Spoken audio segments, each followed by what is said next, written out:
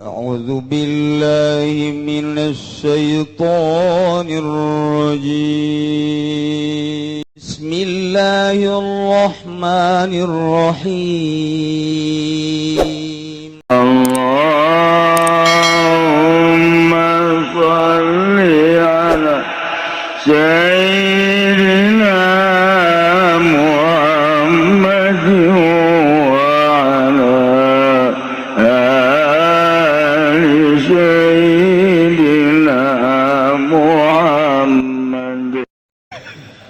Eta tauhid teh tauhid cangkang batali dengan sakadar kaawak kos kitu eta mah geus engke urusanna ge ka ditunda syariat ngagendeng tah nu kos kitu ngomongna ge atuh budak urang mah hirup atuh kudu bersyariat atuh teu bersyariat mah teu bisa salah henteu teu salah atuh hayang boga duit teu usaha bener kajian kuku bage bener jasa tuh kudu nyareat yang gering mah tuh kudu ka dokter salah henteu aja kumaha atuh teu kuku baha ngan datang kadinya doang teh urusanana urusan syariat tauhidna urusanna jang sakadar lisan awak doang tambah kos kitu mah tuh teu meunang banggi bahaya haji bae marudah tauhid kos kitu mah meng pelehe diaji jana tauhid ngajar malah mah pohara jasa aju dibere gering mulai nyana Allah Malik astagfirullahaladzim ya Allah subhanallah astagfirullahaladzim malaikat bebeja ka Gusti maning digeringkeun bae cenah emang kudaon cek Gusti beker carita dongeng supi kamari manyana kerti dibere gering teu pernah zikir ka Gusti kan kaambe kukula zikir teh kan seungit kaambeuna kemudian salila nyana teu pernah gering bau jasa hangru barangnya na gering seungit kaambeuna lantaran terus bae Allah istighfar lah mending digeringkeun we Gusti cek yantu malaikat ge nitah ngageringkeun ka jelema kos kitu mah kadu tilok zikir-zikir mah coba teu ka ambe-ambe bagus kunyana nah engke ku Gusti Allah disehatkeun deui coba sehat nyana inget teu ka aing barang sehat saeutik bae ya Allah poho deui bae kos saya jelema moal dibejakeun ngaranna tabrakan jeger potong sukuna potong urut ka dokter alhamdulillah make tongkat bisa ke masjid Jum'ahna nu tilok jubah tatayna jam 10 geus datang ka masjid nyana neangan tihang kieu we di tihang sasalaman tihalamat bisi tigaleun ieu kula mah cenah naon gara-garana hayang ditihang bae cekeuna sebab ieu suku itu datang ka rada cager masih kana tah make tongkat barang teu make tongkat boro-boro ditihang teu Jum'ah eta teh jelema teh berarti bagusan kene dibere tabrakan deui tapi Jum'ah deui tauhid sifat kos kitu bae teu meunang dibere gering aral teu meunang dibere rugi aral teu meunang dibere susah aral tauhidna tauhid sifat eta mah tauhid awam eta mah tauhidna tauhid lumrah teka nu kos kitu ambalayah eta mah tauhid kos kitu mah cek tuan seh tambah kos kitu mah teu kadeuleu itrati wa bial ibadamu takidi minum usara wa minum duriju bidamin makana hadza jazai nasatu lakum an tukhlifuni bisuin fi dhawi rahimi deureun cik Abu Sa'id kuring mah ngaluarkeun zakat sakumaha kuring ngaluarkeun di masa Kangjeng kuring mah di model-model dihulah dihelah ngarah gampang makin ngagampangkeun ka agama makin tereh moal ngaluarkeun, makin ngagampang-gampang makin ipis iman urang. Contoh, urang deuk salat ngagampang-gampang lah moal salat sunnah lah langsung bae farduna sapira sunnah. Sakali dua kali kebal-kebal nu wajibna ge teu. Kebal-kebal nu wajibna ge teu. Tah eta gampang-gampang kana ibadah kos kitu. Urang salat tahajud tuh genep rakaat isuk malah 4 bae. Isuk malah 2 bae aja cukup, 2 ge nu penting mah hudang we. Kebal-kebal moal. Moal. Tuh. Cek masing-masing teh putih lo kabimah teh. Kos kitu teh. Teh sholawat. Urang di istiqomakeun ba'da salat 11. Nandakeun cinta ka Kangjeng Nabi terus 11 lantaran ngabesan kebelah disakalikeun ka asar ba'da zuhur teu. Ba'da asar teu. Kebelah ba'da maghrib abe tenang dihijikeun qada mun sarak urang mah. Terus ba'da maghrib capek henteu. Isuk mulai tah. Terus sakali henteu ka ditu maca henteu maca ka ditu henteu. Nu geus kitu. Kan lamun jelema mantau salat maca shalawat aya sinar Kangjeng Nabian di beungeutna. Ieu mah kan lain sinar Kangjeng Nabi nu aya sinar karunggoni nu aya sinar karung ayam atau kokoreh bae. Tuh kan kadeuleun kan sinar-sinar dina beungeut. Atuh kadeuleun sinar naon bae kadeuleun sebab aya malaikat.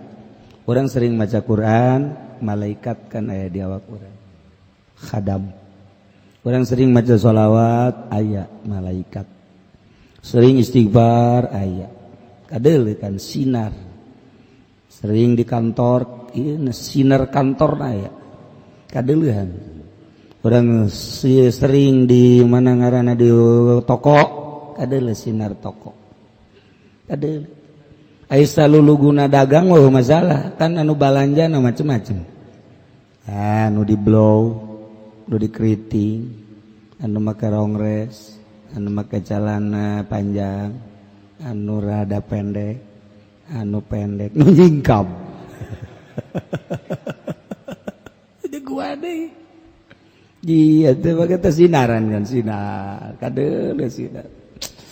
Masyaallah, tah hayang ngabersihan mata besalillah hirup hese. Geus bersih-bersih ke aya deui jamur, ngaranna jamur. Geus bersih jamur. Aya anu teu bisa dibersihan ku saji pendi mah ngerak. Jamur ngerak. Jadi mun kaca teh mah ieu mah daripada herang peupeus. Dibersihan geus karatan. Iya awak kurang teh ulah sampaikeun ka karata. Ayo bersihan. Moal kebal hirup di dunia ngan mampir doang. Ya Allah mun ingat kadinya urang.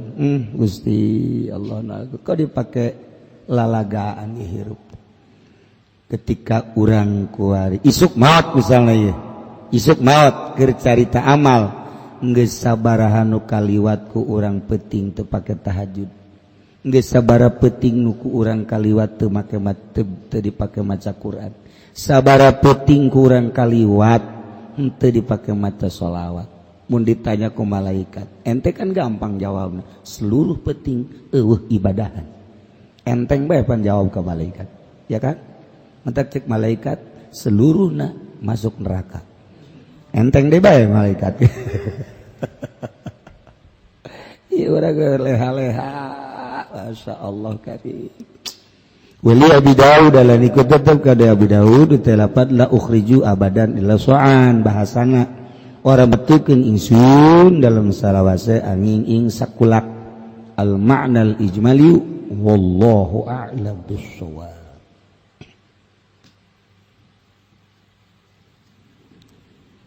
Bismillahirrahmanirrahim. Fal ma'rifatu maka utai marifat ala nawain tetap ingat serong warna Ma'rifati sifatillahi ta'ala siji ma'rifat ing sakehe sifat Allah ta'ala wa ma'rifati zatih lan ma'rifat ing zat Allah fa ma'rifatu sifati takunu hawul jismi fid darain maka utai ma'rifat sifat iku anaya ma'rifatu sifat iku dungduman hawul jismi iku dungduman jisim ing dalam dasaror wa ma'rifatul zat lan utai ma'rifat zat takunu iku anaya ma'rifatul zat hawar ruhil qudsi fil akhirah iku dungduman ruhil qudsi ing dalam akhirat kama qala Allah ta'ala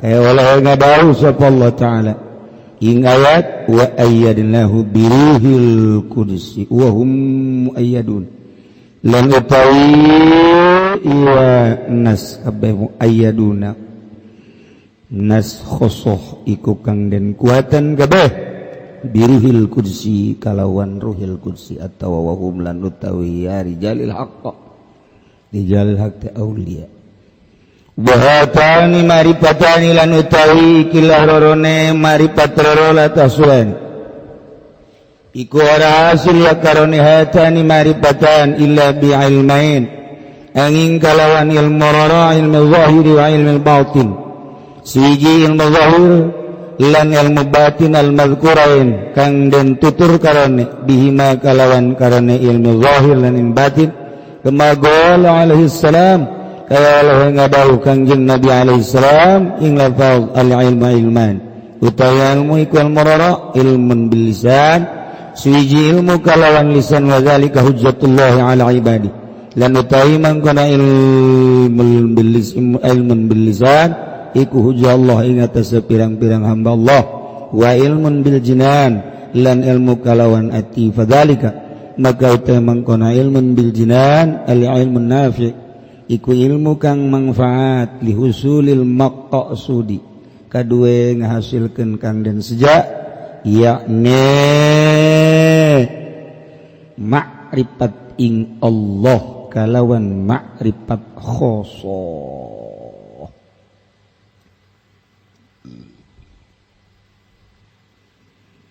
urang hirup menang ngadamal Allah ku ayana kitu urang titah wauh ka Allah jelema nu teu wauh ka Allah moal bisa ibadah deuk kumaha ibadahna lamun teu wauh ka Allah ngawaukeun ka Allah dua rupa hiji wauh kana sifat-sifat Allah nomor kedua wauh kana zat Allah ma'rifat ka Allah ma'rifat sifat takunu hadzal jismi fid darain eta bagian jisim dina desa dua dunia jeung akhirat mulai orang belajar ngawauhan ka Allah melalui pengenalan sifat nu wajib di Allah 20 sifat nu mustahil di Allah lalawananana tinu tadi 20 dan selanjutnya wujud kidam baqa mukhalafah lil hawadits qiyamu bin nafsi wa daniyat qudrat iradatin muhayyad sama basu terus sampai selesai dibagi aya anu patali jeung kitu dibagi kana itu sifat salabi ma'ani maknawi etalah sifat nafsiyah sifat maknawiyah ma'ani dibagi kos kitu terus sesuai jeung ilmu tauhid eta mah pengenalan sifat terus we urang ngaji wujud dan tidak wujud aya ayana Allah wajib sebab aya dadamelanana, di antara dadamelanana adalah tai kotok. Geus ayana Allah didalilan ku ayana tai kotok, beres geus. Eta tai kotok bisa jadi dalil. Tuh, Allah aya naon dalilna? Aya Haji Pendi. Haji Pendi dalil. Sanajan kos kitu ge dalil eta.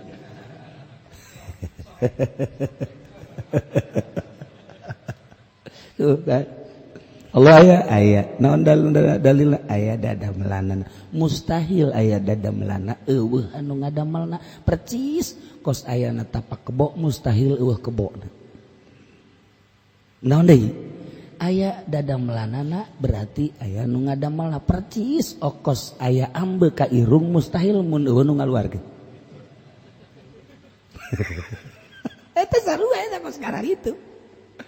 Tah eta teh nu kos kitu eta mah ngan sakadar babalik ka najisi di dunia di akhirat.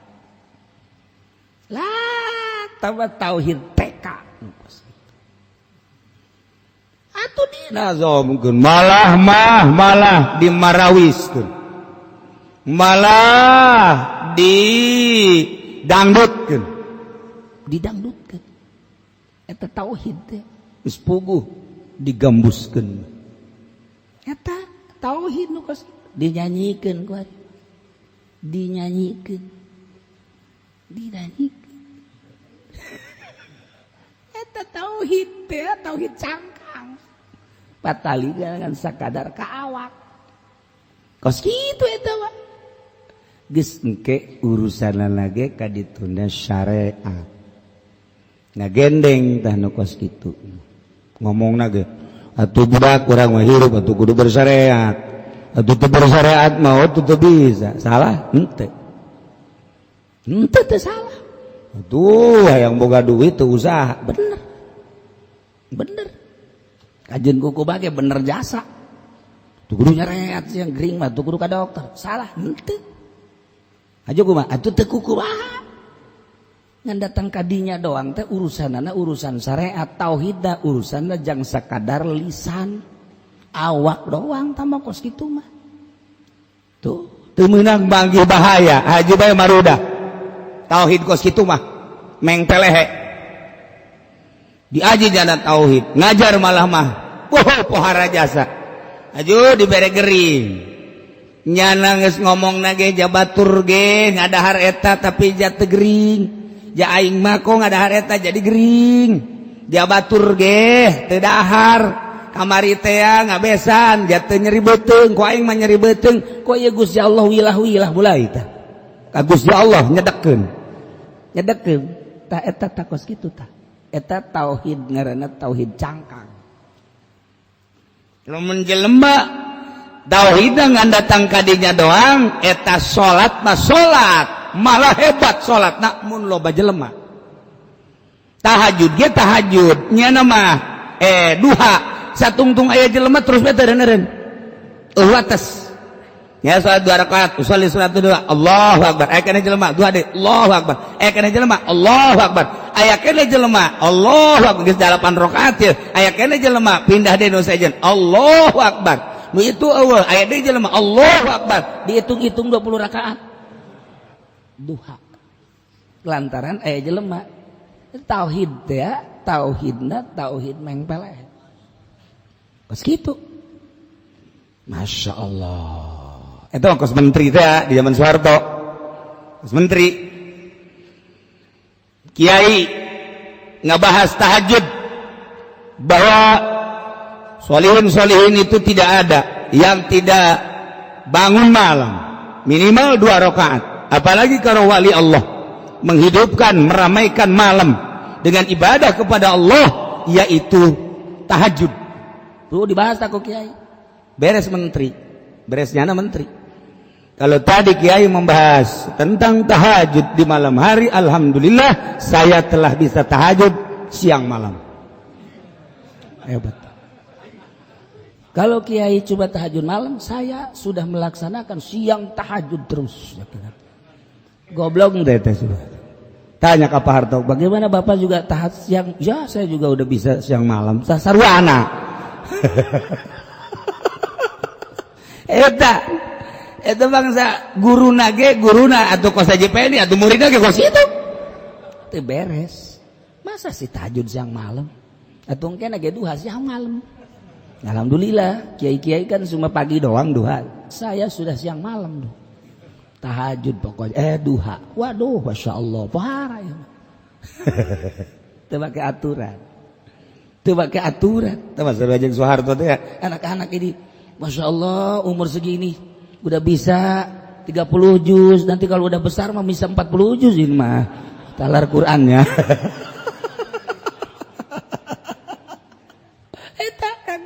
Jadi tetap baik. Lamun aya jelema lain ahli agama ngomong agama pasti disoledat engke ge. Lamun aya jelema lain ahli politik ngomongkeun politik disoledat. Kos kula atau ngomong politik sering disoledat. Atuh kajian teuing aing ieu. Sabira aing disengsarikeun ku ahli politik sadaekna sia jeung serikeun aing. Eta emang aing mah bodoh ieu. Eta keur ngomong wae. Ngan bodoh-bodoh ge aing geus pisan ropong. Sia kadaraka beres.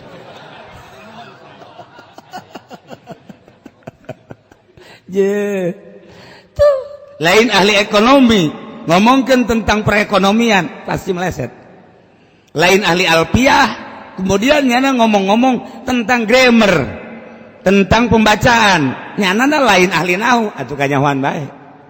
Nyana lain ahli bilagah ngomongkan bilagah bakal disoledat. Nyana lain ahli thariqah ngomongkan thariqah wajen kuku mage disoledat bae. Nyana lain ahli Allah kemudian ngomong-ngomong tentang ilmu thariqah jeung hakikat disoledat kajen kuku. Wajen kuku mah. Mal berani. Tidak ada yang berani menjelaskan tentang marifat kecuali ahli marifat, dan orang yang sudah marifat tidak akan menjelaskan tentang kemarifatan. Kaharti teh Gus ya. Aing ge teh kaharti. Tuh, sekali deui. Mesti mau bodoh sih. Tidak ada yang berani menjelaskan tentang marifat kecuali orang yang sudah marifat. Dan orang yang sudah marifat tidak akan menjelaskan tentang marifat. Kumaha sih? Enggak bingung. Masya Allah karim. Nah, iya, marifat sifat makabehan geus. Geus. Kuari nosok anu azok nyanyikeun wujud kirang bakot teh sakara. Sadar? Mana tuh boga kanyaho ngomong. Itu nyaho cicing.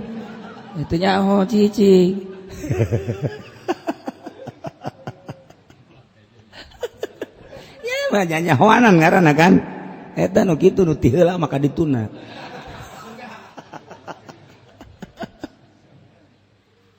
Eta mah. Ieu urang rata-rata ibadatnya kos kitu tah. Jadi sangeuk sebab teu dibere ngeunah. Nu mantak teu dibere geunah nu timbul sangeuk lantaran teu wauh ka Allah. Teu wauh ka Allah mah teu sangeuk. Urang kuari titah datang ka imah gitu. Bintang film nu ayeuna teh sakara? Nu tenar teh nu bagus nu geulis teh sa? Ngomong. Geus da tarolah sia mah teu nyaho nu kuari keur tenar mah nu buburigilan teh. Ola be ola. Maleh ayeuna ente tidak ka imah ola embung. Kunaon sih hiji teu wauh nomor kawius dicarekan. Sebab naon gitu? Sebab eta teh sangeuk we sangeuk sebab teu wauh. Kajen teuing hayang nyaho nyana osok narima tamu urang embung sangeuk ka ditu. Kitu nyaho kaistimewaan Allah tapi kulantaran urang can wauh ka Allah. Sangeuk. Adzan madzan. Waktu datang jam make nu mahal, jam mahal. Boh bede di jamna ge. Mahal. Jengkol mah eleh. Tapi karena sholat tadi perhatikan, eta jam naon, jam teh jang ngatur waktu sholat, asal geus tara sholat siap, tara waktu sholat, tah eta ngaranna jam mangpaat. Ieu mah jam dipapake sholat henteu. Eta inget ka abah kula almarhum, kula cicing we waktu sholat zuhur teh, aju henteu berjamaah, aju abah beres turun sholat teh, kula masih kena diuk bae, Ketong dijiwir bae. Sia make jam teu? Make bae. Itu jam-jam naon? Emang kunaon itu? Sia geus salatan jam. Waduh. Wah aing dijiwir kieu bae ya. Eta jam teh dipapake teh jang salat cenah. Waduh heubah tuh. Tuh, bantak inget bae tetangga kuari tuh buka kartu bae gula dah. Aduh bantak kuari sok diomong-omong eta baheula. Bau panas dijiwir. Lantaran Haji Pendim nu ngajiwir atuh teu berjamaah. Tetangga kuari. Jadi ieu teh balas dijiwir bagalak abah baheula galak. Jadi ka jam-jam dibawa ku jana. Sia dipamulikeun jam ku aing cek cenah teh. Jangan atur salat, dipake bae salat henteu. Tadi teh jam dibantikeun ku aing. Ye ulah tuh bah. Galak abah wasit. Kuarina nu teh kula sok ngomong gitu, jam dipake berjamaah ti lo. Deres mesti salat kene mah ieu teu berarti salat-salat aja. Eta jam jang naon tuh jam? Jang naon? Ayo. Tuh, yang keren cek geuning. Emangnya nama ti heula ka ditu meureun. Masya Allah. Ya. Makrifat data gadinya mah syariat. Ai syariat mah engke ge bika jadi pangeran. Cek Tuan Syekh Abdul Qadir lamun urang terus-terusan make syariat bete make hakikat jadi pangeran sia. Cek Tuan Syekh Abdul Qadir yang Fatur Rabbani. Tok geura. Waduh. Tuh. Nang aing ngabangun, ieu syariat tekan nang aing. Kalau mun eueuh aing mulai kan. Tuh, ieu teh nang meuli aing balas usaha aing. Alhamdulillah ku Gusti Allah syariat make syariat kene ngomongna mah. Tapi kan nang aing mun cacak-cacak eueuh aing kumaha? Tah. Tuh, si itu nang aing nyakolakeun aing syariat kan nang aing eta. Kebal-kebal leungit syariat teh jadi pangeran. Jadi pangeran. Nang aing kabeh. Nang aing kabeh. Tuh eta kan syariat tuh.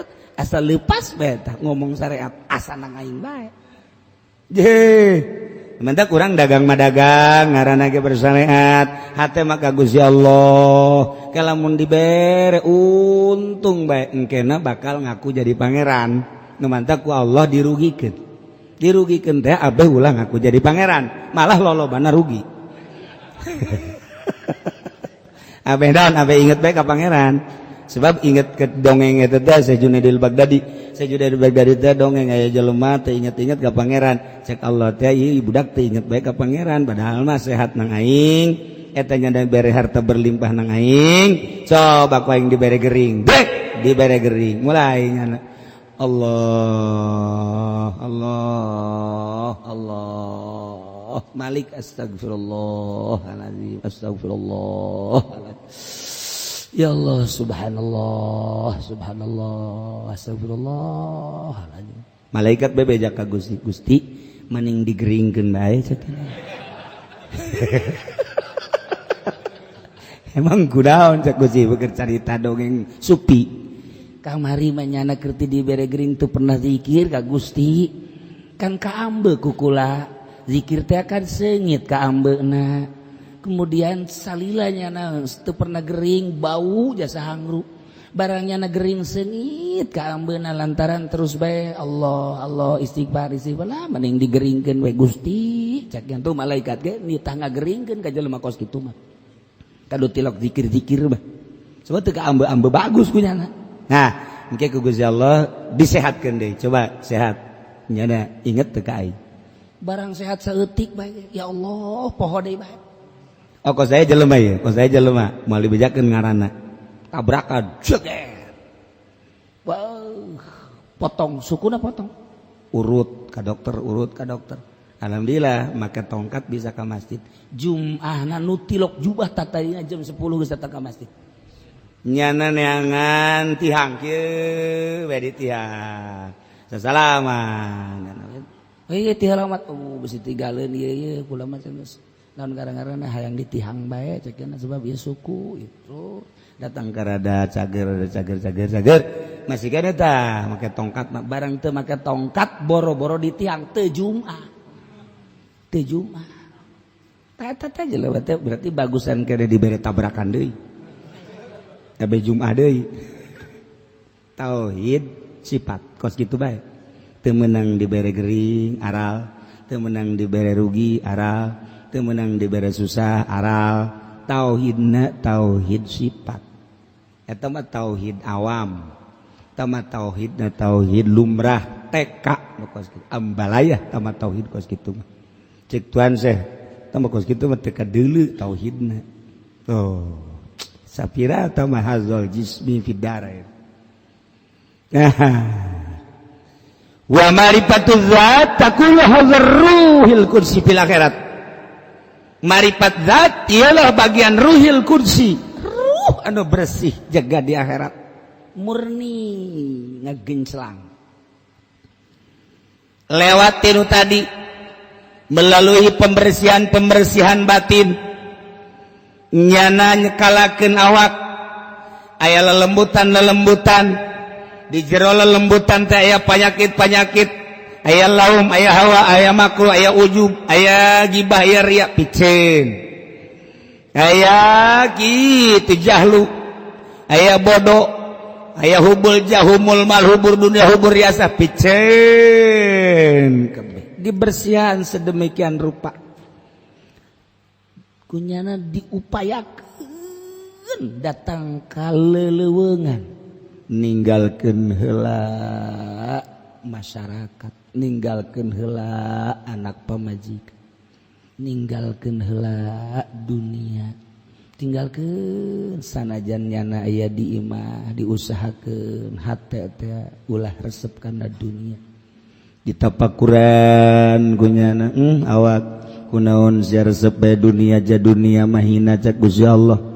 Cak Gusti Allah lauzina lamun ditimbang aya mangpaatna ulah loba ieu dunia andai kata aya mangpaat jeung aya mulya aya bagus ulah gede saukuran jangjang rambetuk bae niscaya moal dibikeun ka kafir ta dunia moal dibikeun ka kafir ku ayana hina dunia dibikeun ka kafir hina entak dibikeun ka anu hina deui kulantaran mukmin mah mulia teu dibere dunia sebab kotor masa sih kudu dibawa kudu mulia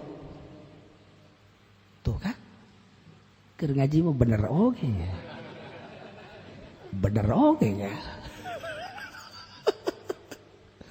jadi lamun aya jelema hudang neangan dunia datang ka peureum dunia keneh bae eta teh hook jasa urang mulia neangan nu hina bae datang ke gelut-gelut berebutkeun nu hina datang ke poho ka Gusti Allah lantaran ngupayakeun nu hina datang ke gelut nu hina datang ke urang poho ka Gusti Allah rugi engke di akhirat hina dunia eta dikitu-kitu bae ka Gusti ka hate awak sia teh ieu masyaallah kunaon budak-budak nu hina bae deres dagang mah deres budak-budak nu hina ge emang parantina deres nyana bisnis ge budak-budak nu hina ieu mah ceramah make ayat make hadis neangan nu hina goblok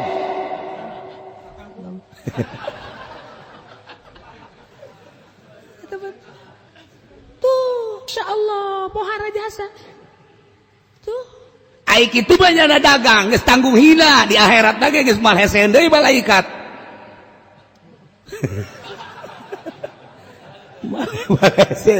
datang di rantai bae eta mah teu kumaha tadi kitu-kitu bae heulanan dikitu-kitu bae dikitu-kitu teh maksudna ieu urang supaya bersih tidak dunia terus bae sapoe dua poe aya heueuh ner-neran bahwa eta dunia hina mun encan aya anggapan di jero hate urang bahwa dunia hina urang masih kena can boga makom terus bae hese kudu boga guru mantak didinya lah guru mursyid datang nyanggakeun sadaya-daya abdi teh pangurus geuni awak nyaan sia mohon daek sia ninggalkeun pamajikan mombong bohong ai gitu matak bohong loba anu bebe jaga ku lagi kula mah cenah panguruskeun bae kiai awak lah cenah di ka Allah keun boga pamajikan sia boga ai Mak Isa naon dia dagang mun eureun dagang daek ieu tuh kumaha cenah bohong berarti sia sia mah maca sholawat bae bohong berarti emang kudu eureun atuh cenah urang kumaha dahar. Nah ieu teh endek mindahkeun keyakinan nu tadina urang boga keyakinan mun teu dagang teu dahar kuari mah tinggalkeun eta kuari ka Allah. Pan bisa kos kitu, pan Allah teh yuhyi wa yumit. Astaghfirullahaladzim alladzi la ilaha illa huwal hayyul qayyum wa atubu ilaihi hayyul qayyum. La ilaha illallah wahdahu la syarika lah lahul mulku wa lahul hamdu yuhyi wa yumiit wa huwa ala kulli syai'in qadir. Dibaca unggal manteu salat kurang.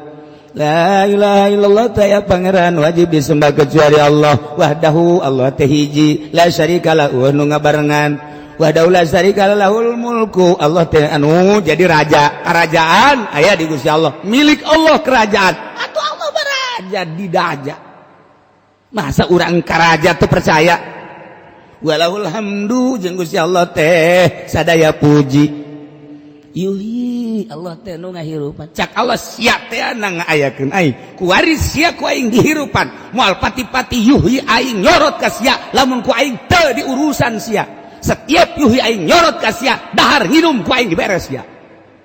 Hayu engke wayah eureun yuhyi aing yumit paeh sia. Dibaca kurang tapi kurang yakin tetap baik dibaca kurang lantaran urang ieu tauhid sifat doang makanya syariat tetap baik balik deui teu dagang moal dahar. Oh hese endek mindahkeun keyakinan eta mantep kitab ieu mah lain ajieun bangsa tukang karung lain ieu mah endek mindahkeun keyakinan perasaan urang nu tadina rasa urang mun teu dagang mah deuh moal boga duit mun teu tani mah deuh moal boga duit mun teu gawe mah deuh moal boga duit deuk micen eta deuk dikaallahkeun doang. Waduh atuh kos kitu mah cenah eta kumaha mantap hese ge jadi wali lain zikir lah zikir mah babari illallah dinusugi makomu panjang ngariung dinusugi angel kiai tolol tak kiai la ilaha illallah la ilaha illallah la ilaha 100 naik deh illallah la ilaha illallah la ilaha illallah la 200 illallah la ilaha illallah la ilaha 300 la ilaha dibaca ieu panjang amat abe gede di susah la ilaha illallah la ilaha illallah la ilaha illallah Muhammadur Rasulullah kiai sagedeung amat nah panjang-panjang ge jamal gede. Eta tauhid sifat kos itu arahanana mangpaatna jang jisim sakumaha tadi tah takunu hadzal jismi fid darain ibadahna lumpat ka jisim sagalana lumpat ka jisim putar aturna wudu kumaha ngababagus jisim salat ngababagus jisim jang awak bae roh kolbu teu pernah dibeberes eta tauhid sifat kos kitu mun ditanya ku urang Allah atuh aya anu ngahirupan sia Allah anu nyugikeun sia Allah anu ngamuriangkeun sia Allah nu nyahatkeun Allah pinter wabeh je pinter jasa malah make dalil lagi geus teu kudu henteu cukup make nas make mantek segala rupa martil lagi buledeh atuh hebat jasa kiai emang teu hebat kitu lamun ngaji tauhid hebat jasa beuh lamun geus ngabahas tauhid make alatna yakni makulat beuh pohara jasa innal makulati ladaihim tusaru fil asyi wa hiya jauharun wa hiya aradun wa jauharu dulur sing hade bahwa aya johar aya arad aya johar anu kitu makoma binafsi ari arad anu kitu makoma bigeri johar makoma binafsi arad makoma bigeri arad engke bakal kabagi ayat 9 ieu kabeh maujudat mungkinat johar arad eta kabeh adalah nu mungkin Allah lain johar lain arad wow jago jasa mulai kuari didalilan nu makoma binafsi nu makoma bigari ndek nyaritakeun ngamurnikeun Allah melalui dalil hebat jasa hebat lain lalagaan make alatna segala rupa geus nas Al-Qur'an geus hadis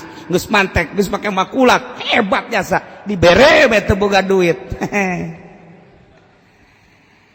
doa ingat tutulungan Gusti ya emang gunang gitu aing teu boga duit jasa ieu mana pamajikan ada muriang anak deh aduh di ka rumah sakit tah eta ngaranna tauhid mengpelehe di makulatan tinggal di makulatan tauhid anu hebat he awak aing sehat nang Allah gering nang Allah sodor aing minta tulung ka sia ndek ka Allah bae aing mah hirup nang Allah paeh ge menang Allah guys kumaha Allah bae keur ngaji mah mantep giliran bae keluar ngaji boro-boro gering teu boga cai bage teu boga cai walah wah weuleuh tah dek jadi wali teh hese dek masrahkeun sadaya-daya ka Gusti Allah urang kuari kieu bae lah ai tauhid sifat baga datang ka dieu panjang tah dongengna kieu urang beurang aktivitas terus maghrib urang carita ngaji datang ka isya terus aya deui riungan tetangga kabeneran ngariung datang ka jam 12 balik ka imah deuleu jambu jam 12:30 aduh besi kaberangan ya subuh ya hayang hudang ti peuting ya hudang we jam 3:30 jam 3 hayang we hudang bener dihudangkeun ku jam 3 aduh isuk tunduh lah SD bae subuh bae engke subuh ge hampir jam 5:30 hampir jasa eta ngaranna tauhid sifat ai tauhid zat mah lain kitu urang aktivitas jam 12:30 ya Allah ya Rabbi abdi diciptakeun ku Gusti Allah dibere kuat jeung teu kuat nang Gusti Allah kemudian abdi minta dibere sare Gusti kemudian abdi hayang hudang sekitar jam 2 atau jam 3 abdi teh kapan nang Gusti dititas tahajud teh ku Gusti atuh Gusti mah maha kawasa hudangkeun abdi sanajan sare setengah jam ulah dibere puyeng abdi ku Gusti haju abdi rek tahajud isukna ulah dibere tunduh ku Gusti ya Gusti mah maha kawasa abdi percaya ka maha kawasaan Gusti abdi nyerahkeun sadaya-daya abdi mah teu daya teu upaya ja ayana ge lain nang abdi gagah lain nang abdi kuat lain nang abdi ja jelema anu dahar bae teh dibere kuat henteu bae abdi dek nyerahkeun sadaya-daya ka Gusti mangga nyanggakeun sadaya-daya abdi nu Gusti abdi hayang hudang jam 3 hees jam 1:30 set setengah jam dihudangkeun ku Gusti alhamdulillah teu puyeng terasa bareng jeung Allah langsung mandi langsung wudu salat sholli sunat tahajud Allahu akbar masyaallah tahajud teu salam-salam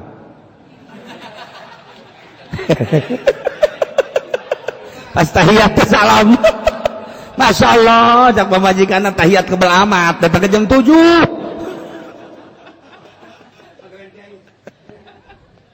moal diserahkeun ka Allah mah nah urang katakan lamun geus hees saha nu ngahudangkeun ai lain Allah mah bisa nang Allah ketika urang sare dihudangkeun ku Gusti Allah hudang sia hamba aing sia dipake kakasih ku aing sia teu kakasih aing hudang sok nah seakan-akan mandi wudu sok salat aing resep ngadenge pujian-pujian sia ngadenge kapasrahan sia ka aing sakumaha sia pasrah ka aing ku aing bakal diladenan sakumaha keyakinan sia ka aing ku aing bakal diladenan ku aing ana inda zonni abdi bi aing mah kumaha sangkaan sia boga sangka bahwa nu mere kuat aing mere ka sia boga sangka anu mere gagah teh aing mere sia boga sangka anu bakal mere bisa teh ibadah aing bakal dibere sia madak ulang urah boga rasa nang aing lamun urang boga rasa nang aing sakit tuh bakal diberi capek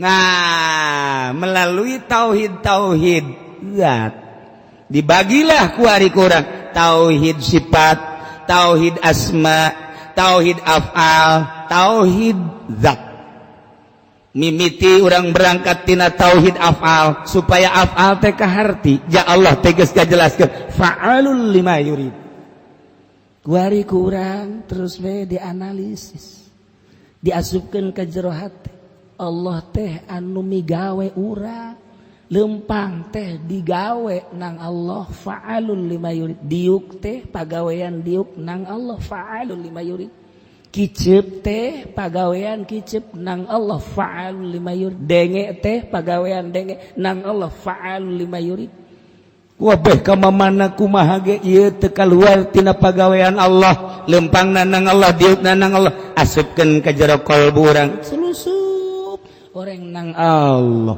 Terus sapoe dua poe tilu poe engke karasa ketika menang Allah, Gusti teu daya teu upaya, la haula wala quwata illa billahil aliyil azim.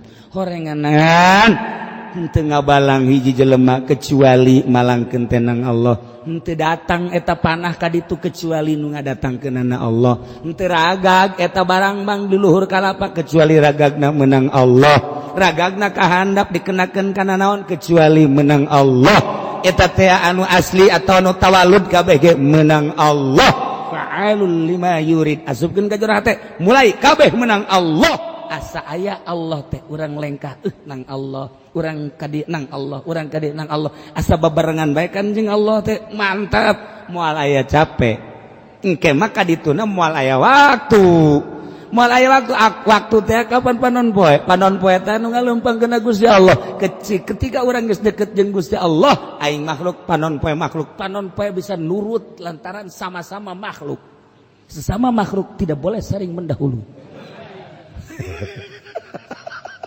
Ji atuh kajian Nabi Yusa perang can anggeus kumaha gitu. Ya Allah ya Rabb, apan ieu teh perang dititah ku Gusti, sementara can anggeus ieu perang, ieu panon poe teh pan endek datang endek surup. Lamun ieu panon poe disurupkeun moal beres ieu perang, abdi deuk kadatangan malaikat tukang narik panon poe. Hei malaikat ha eureun heula sia, eureun heula ulah waka disurupkeun ieu. Emang enon can beres perang eureun, awas ya diancam ku sia, lamun terus bae diseret datang ka surup, awas ku sia. Oh tuh cerita balik kan ampura. Ditahan ku malaikat perang tetes beres setengah jam kemudian beres. Malaikat silakan. Bakal narik malaikat bebeja ka Gusti tah sih bagawat teh lu mah. Tuh sama-sama makhluk. Je ahli hakikat bageus kos karari itu. Emang kumaha gitu? Kos kitu ke sakedeung deui di Kangjeng Nabi Musa, Kangjeng Nabi Harun maot, engke bakal nu ngalanjutkeun Kangjeng Nabi Yusa nu ngora bakal nu kolot modal eta. Wallah. Ieu marifat zat. Nah, kakarak awalan, marifat sifat mah kos kitu mah tinggal urang jaritakeun marifat zat. Mulai ti marifat afal, mulai ti tauhid afal, naik kana tauhid sifat, naik kana tauhid gitu ahwal, kemudian asma gitu, kemudian kaharti afal, kaharti sifat, kaharti asifat, kaharti afal, kaharti asma bakal kaharti sifat.